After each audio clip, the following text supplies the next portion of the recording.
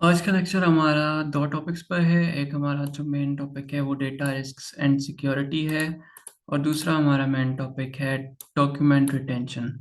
तो दोनों को करते हैं। तो पहला है डेटा रिस्क एंड सिक्योरिटी। अच्छा, ये किससे रिलेटेड हमारा है? ये हमारा है अकाउंटिंग की जो इन्फॉर्मेशन हमारी है, जो भी डेटा हमने स्टोर की हुई है हमारे पास, अपने कस्टमर से रिलेटेड, अपने सप्लायर से रिलेटेड, अपने जो भी चीज़ें हैं उनसे रिलेटेड, जो भी डेटा हमारे पास है, जो भी अकाउंटिंग में काम आती है, सेंसिटिव इंफॉर्मेशन है, जो कुछ भी है, तो उस पे रिस्क हमारे क्या बनते हैं और उसकी सिक्योरिटी का क्या करना होता है, तो वो चीज़ें हमने पढ़नी है। तो कुछ जो है बिजनेसेस को वो गवर्नमेंट की तरफ से कहा जाता है, मतलब लॉ बने होते हैं कि भाई ये इन्फॉर्मेशन जो है, इन चीज़ों को आपको सिक्योर रखना है और किसी के साथ शेयर नहीं करना, या इतने टाइम तक अपने पास इनको रखना है। जैसे अक्सर हमारे पास होता है कि इनकम टैक्स कितना लगेगा एम्प्लॉयज़ पे, तो वो एम्प्लॉयर अक्सर वो चीज़ फाइल करते हैं। जो नौकरी देते हैं वो तो उनको रिकॉर्ड रखना होता है कि हमने कितनी सैलरी दी, कितने बोनसेस दिए, उस हिसाब से फिर वो कैलकुलेशन होती है। या फिर कुछ इन्फॉर्मेशन होती है, जैसे एड्रेस किसी कस्टमर का, किसी कस्टमर की ईमेल, या इस तरीके से डेटा जो होता है, तो वो किसी के साथ ऐसे शेयर नहीं कर देना, उसको ऐसे ही ओपन एक्सेस पे नहीं रख देना है कि सारे उसको बगैर अथॉरिटी के देख सकें। तो इस तरीके से लॉज भी बने हुए हैं, कस्टमर्स की सिक्योरिटी के हिसाब से, लोगों की सिक्योरिटी के हिसाब से, या फिर वैसे ही जनरली किसी टैक्स पर्पस के लिए, या इस तरीके से हमारे पास होते हैं। तो अब उनकी सिक्योरिटी रखना और उनको स्टोर रखना, दोनों चीज़ें ज़रूरी हैं। तो पहले है कि सिक्योरिटी के उनके रिस्क क्या हो सकते हैं जो लॉस बन रहे हो, और हमें इतना इम्पोर्टेंट है ये सारी चीज़ें। तो रिस्क इनके क्या हो सकते हैं? एक्सीडेंट हो सकते हैं। मिसाल, आपके पास ये कंप्यूटर है, सही है, इस पे आपका सारा डेटा पड़ा हुआ है बिजनेस का, और कस्टमर्स का भी पड़ा हुआ है, या आपके पास जो है आप कितनी सैलरी देते हैं सबको, वो पड़ा हुआ है, आपने कितना कमाया, कितना खर्च किया, सब कुछ इसमें है। उसके हिसाब से आप पे टैक्स लगना है, और क्या होता है कि आग लग जाती है और ये आपका पीसी खत्म हो जाता है। अब आपके सारे रिकॉर्ड्स खत्म हो गए, तो अब आप कैसे ये सारी अपनी चीज़ें काम करेंगे, बिजनेसेस वगैरह, ये तो सारी चीज़ें ज़ाया हो गई।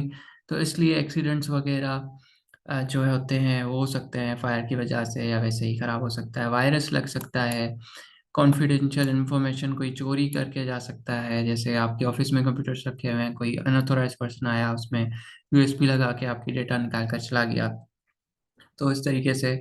और एम्प्लॉयज़ जो हैं, अगर उनको नहीं पता कि भाई ये बातें दूसरों को नहीं बतानी, तो वो भी पर्सनल इन्फॉर्मेशन ऐसे ही अनइंटेंशनली या जानबूझकर भी लीक कर सकते हैं, दूसरों को बता सकते हैं जिनको बताने की वो बात नहीं है। तो ये हमारे रिस्क होते हैं कुछ, जो हमें डिस्कस करने थे, हमने कर लिए। उसके बाद हमारे पास आता है डेटा प्रोटेक्शन मेजर्स। अब हमने पढ़ा कि भाई रिस्क हमारे पास क्या होता है, एक्सीडेंट वगैरह, किसी ने चोरी कर लिया कुछ, तो अब इनसे बचने के लिए हमें क्या करना चाहिए? पहले पहले है हमारे पास first and the foremost, employ की ट्रेनिंग करनी है। जिसको भी आप नौकरी पे रख रहे हो, उसको आपको समझाना है कि भाई ये काम आपने करना है, ये काम नहीं करना, इस ये डेटा आपको उसके बारे में किसी से बात नहीं करनी, ये कॉन्फिडेंशियल है, इसको यहाँ पे संभाल के रखना है, इसको ये करना है। तो ये सारी चीज़ ट्रेनिंग आप एम्प्लॉयज़ को देंगे डेटा प्रोटेक्शन के हिसाब से। फिजिकल सिक्योरिटी आपने रखनी है। फिजिकल सिक्योरिटी मतलब आपके पास सेंसिटिव इंफॉर्मेशन लैपटॉप पे पड़ी हुई है, तो वो किसी रूम में लॉक होना चाहिए, बंद होना चाहिए, और उसमें रूम में सबको अलाउ नहीं होना चाहिए जाना। या डॉक्यूमेंट्स रखे हुए हैं लॉकर में, तो वो भी सबको एक्सेस नहीं होना चाहिए, उसको अच्छे लॉकर में रखा होना चाहिए, उस पर ताला वगैरह लगा होना चाहिए। इस तरीके से फिजिकल सिक्योरिटी। या कंपनी के बाहर जैसे गार्ड्स हमने खड़े कर दिए, तो इस तरीके से। मैनेजमेंट एक्सेस एंड कंट्रोल्स, जो एक्सेस होना चाहिए, मिसाल ये कंप्यूटर है तो उस पर पासवर्ड लगा हुआ है, अब इसको सिर्फ मैनेजर ही ओपन करके देख सकता है। इस तरीके से हम एक्सेस और कंट्रोल्स लगाएंगे कि कोई लिमिटेड लोग ही इनको जो है एक्सेस कर पाए, इनको चला पाए। सिक्योरिटी फॉर एप्लीकेशन सिस्टम्स, अब एप्लीकेशन सिस्टम्स हैं, जैसे हमारे पास ये होता है ना, फेसबुक की हमारी आईडी है, तो फेसबुक की आईडी पे हम पासवर्ड लगा देते हैं। इसी तरीके से अगर एप्लीकेशन सिस्टम्स हैं, मिसाल अकाउंटिंग का सॉफ्टवेयर है और इसमें सारी डेटा इनपुट की हुई है, तो ये वाला जो सॉफ्टवेयर है, इसके अंदर आपने सॉफ्टवेयर पे पासवर्ड लगा दिया कि कोई लॉगिन कर सकता है, कोई नहीं कर सकता। और गुड डिस्पोजल प्रैक्टिस। डिस्पोजल मतलब जब आप चीज़ को यूज़ आपने कर लिया, अब आप उसको बेच रहे हैं, निकाल रहे हैं, कुछ भी कर रहे हैं, डिस्पोज ऑफ कर रहे हैं, तो गुड डिस्पोजल प्रैक्टिस होनी चाहिए। मिसाल, अगर आपके पास डॉक्यूमेंट्स थे, उसमें सेंसिटिव इंफॉर्मेशन थी और अब आपको आपके काम की नहीं रही, तो आपने कबाड़ी वाले को दे दी। अब उस पे वो जो है चाट रख के बेच रहा है, समोसा रख के बेच रहा है, और उसमें आपके सारे पर्सनल इन्फॉर्मेशन लिखी हुई थी और वो लीक हो गई। अब आपको कॉल्स आ रही हैं आपकी सिम पर बहुत सारी कि भाई तुम्हारे पेज पे हम पकौड़े खा रहे हैं। तो ये मसला है, ठीक है।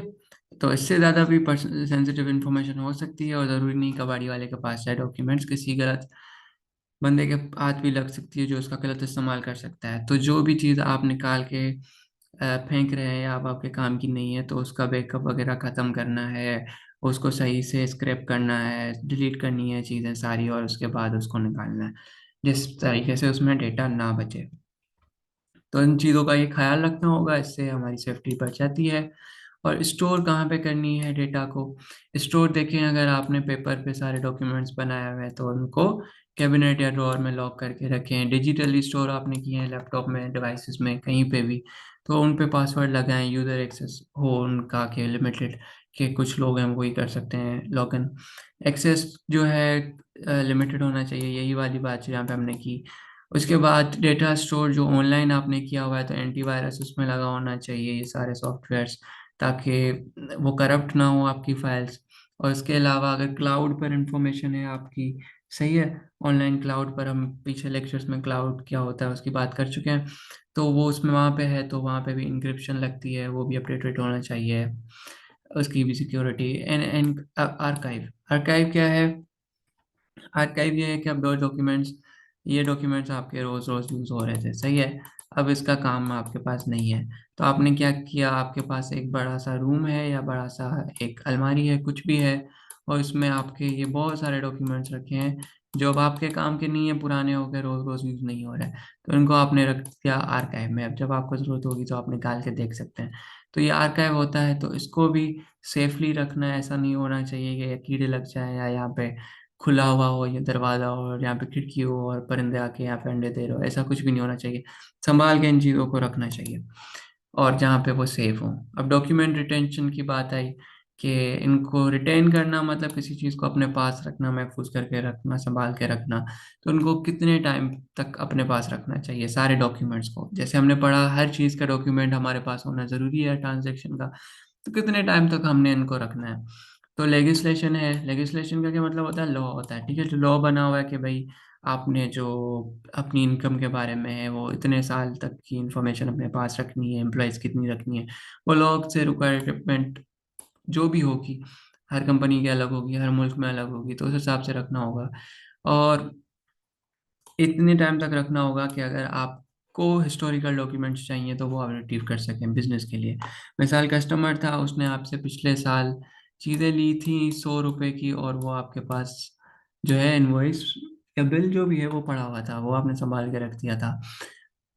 और उसके बाद वो दो, एक ये पिछले साल का है, आप 2001 है समझिए, और ये 2002 में आपके पास आया है कि भाई ये इसने बिल अपना अपनी चुकाया नहीं है, अपना पे नहीं किया है, आप इससे मांग रहे हो कि भाई तुम हमें पैसे दो, 100 रुपये तुम्हारे रहते हैं। वो कह रहा है नहीं, मेरे तो कुछ 100 रुपये नहीं रहते, तो आप उसको ये पुरानी रसीद निकाल के दिखाओगे कि भाई देखो, ये तुमने हमसे चीज़ें रिसीव की थी या तुमने पैसे नहीं दिए हैं, इनवॉइस ड्यू है, हमें पैसे दो, तो फिर वो आपको दे सकता है। वरना फिर अगर वो फिर भी जिद करे तो फिर आप कोर्ट में केस ले जा सकते हैं। पर खैर, हमारा मकसद ये था कि हम जाने कि भाई हिस्टोरिकल डॉक्यूमेंट्स हमारे लिए रिट्रीव करना क्यों इम्पोर्टेंट है। एक हमारी ज़रूरत पड़ सकती है, दूसरा लॉ के लिए ज़रूरी हो सकता है। अब तीसरा हमारे पास ये जो सब टॉपिक है, वो यहाँ पर क्या दिख रहा है हमें? Master files. मास्टर्स फाइल्स क्या होती हैं? देखिए, एक तो हमने डिस्कस किया जो चीज़ हमारी रोज़ रोज़ यूज़ नहीं हो रही, आर्काइव में हमने डाल दी सारी। एक हमारे पास मास्टर फाइल। मास्टर फाइल क्या है? वो आपके पास एक बड़ी सी फाइल होगी, फिर वो ऑनलाइन हो या बुक की फॉर्म में हो, उसमें जो रोज़मर्रा की चीज़ें हैं, कौन से कस्टमर हैं, कितने पैसे कहाँ गए, किसको कितना सामान देना, ये सारी चीज़ें, वो सारी जो भी इंफॉर्मेशन है हर कस्टमर से रिलेटेड, हर सेलर से रिलेटेड, आपकी जो टैक्स वैक्स आपका बनता है, मतलब जो भी आपकी इंपॉर्टेंट इंफॉर्मेशन है जो आपको रोज़ चाहिए होती है, हर महीने चाहिए होती है, इस तरीके से जो फ्रीक्वेंटली यूज हो रही है वो आप सारे मास्टर फाइल में स्टोर करते हैं और एक टाइम पे आप देख सकते हैं। अब इस मास्टर फाइल को भी पासवर्ड लगा के रखना ज़रूरी है, सेफ लॉकर में रखना ज़रूरी है, और ये हमेशा अपडेट होती रहती है। जो हम आर्काइव में डाल लेते हैं तो वो जाहिर सी बात है हमारा अपडेट नहीं हो रही होती वो इन्फॉर्मेशन। तो ठीक है, हमने दो टॉपिक्स पढ़े, data risk and securities. Risk हमने देख लिया, रिस्क कौन कौन से हो सकते हैं। उसके बाद हमने इनको रिस्क से बचने के लिए क्या करना चाहिए वो देख लिया हमने। उसके बाद डेटा स्टोर कैसे करनी चाहिए सेफली वो हमने देख लिया। उसके बाद हमने देखा डॉक्यूमेंट्स जो हमने सेव करके रख लिए हैं अब उनको कितने टाइम तक रखना है, तो वो लेगिस्लेशन के हिसाब से रखना होगा या हमारे हिसाब से रखना होगा। मास्टर फाइल क्या होती है वो भी हमने देख ली, जिसमें जो हमारी डे टू डे यूसेज में इंफॉर्मेशन आती है वो सारी उसमें स्टोर की जाती है। तो आज का लेक्चर यही था, बहुत आसान था और जस्ट थ्योरी वाली चीज़ें थी, इसमें से आपके कुछ एमसीक्यूज बन सकते हैं और इतना ज़्यादा इम्पोर्टेंट अगर कहा जाए तो नहीं है, और इजी भी है, आपको उसको रट्टा मारने की ज़रूरत नहीं पड़ेगी, जस्ट कॉमन सेंस से ये टॉपिक आपका कवर हो जाएगा। ठीक है, थैंक यू फॉर वॉचिंग।